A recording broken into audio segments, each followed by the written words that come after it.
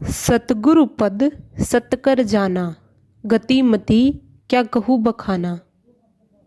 स्वामी जी महाराज, अब आत्मा भंवर गुफा से आगे सतलोक में पहुंच गई है। वह सतगुरु पद है। संत मत का असली गुरु वहाँ रहता है। यही गुरु अर्जुन साहिब सुखमनी साहिब शुरू करते हुए कहते हैं, आदि गुरे नम है, जुगादि गुरे नम है, सती गुरे नम है, श्री गुरुदेव नम है। जिस स्थान पर जैसी अवस्था देखी गुरु साहिब ने वैसा ही बयान कर दिया। स्वामी जी महाराज कहते हैं कि कोई लफ्ज़ नहीं है जिनके द्वारा सतगुरु पद की गति बयान की जा सके।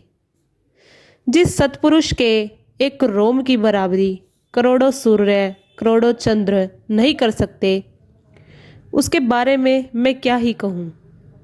गुरु अर्जुन साहिब भी कहते हैं, नामू जपत कोटि सुर उजारा, बिंद से भरमू अंधेरा।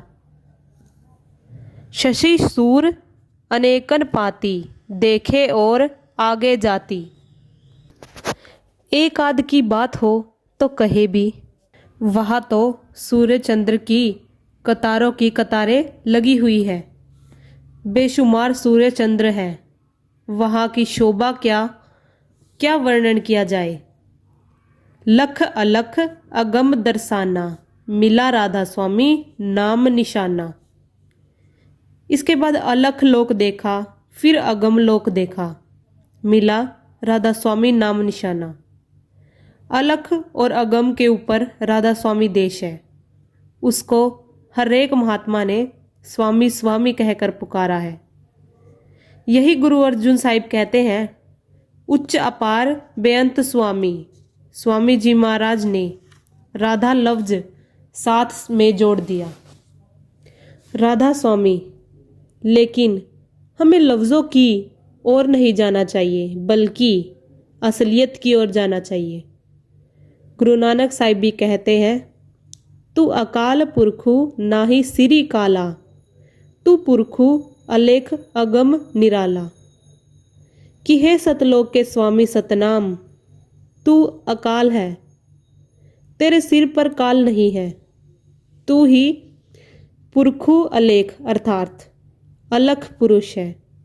तू ही अगम पुरुष है। तू ही निराला है। यह अजब परम पद पाया, अब तक कोई भेद न पाया।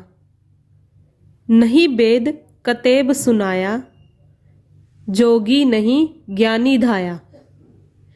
यह अंतिम स्थान जिसका स्वामी जी महाराज ने वर्णन किया है, यहाँ कोई बिरला ही पहुँचा है।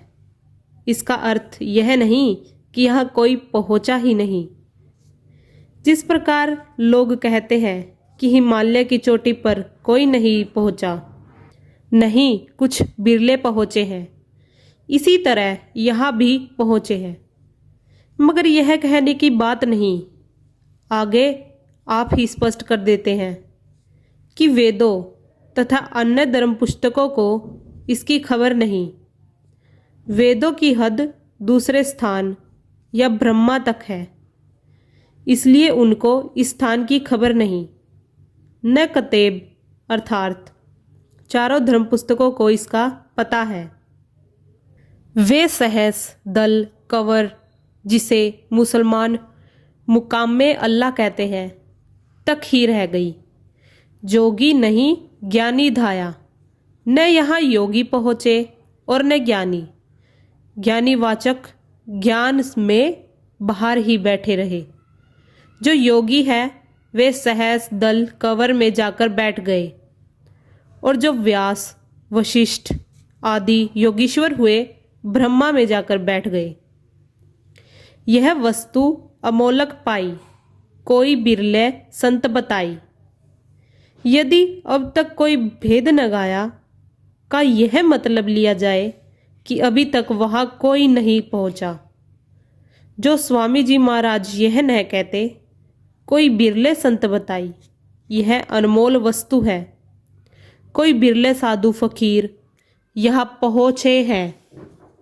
वे अपनी वाणी में यहाँ का इशारा देते हैं। तुलसी साहिब, पलटू साहिब, दादू साहिब की वाणी पढ़कर देखो, और महात्माओं की वाणी पढ़कर देखो। गुरु अर्जुन साहिब ने गुरु ग्रंथ साहिब में उन महात्माओं की वाणी एकत्रित की है जो सचखंड पहुँचे हैं, और स्वामी जी महाराज की वाणी तो हम पढ़ ही रहे हैं। मेरे राधा स्वामी परम दयाला, जिन किन्हा मोहि निहाला। जबकि संत दूर धाम पहुँच चुके हैं, फिर भी वे अभिमान नहीं करता, नर्मता नहीं छोड़ते। वे कहते हैं कि मैं यहाँ पहुँचने वाला कौन था, यह तो मेरे सतगुरु की मेहरबानी है। मैं आरत उनकी करता, तन मन दऊ चरणन धरता। फकीरों की आरती क्या है, यहाँ से ध्यान हटाना और धीरे धीरे अंतर में अपने गुरु से मिलाप करके सचखंड जा पहुँचना, यानी धीरे धीरे वहाँ पहुँचकर वहीं लीन हो जाना।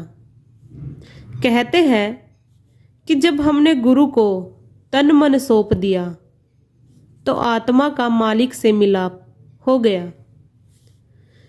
जब तक तन मन को अपना बना रखा था, तब तक अंदर कौन जा सकता था? कोई नहीं। मैं हरदम यही पुकारूं, मत अगम अगाध सम्हारूं। क्या पुकार है?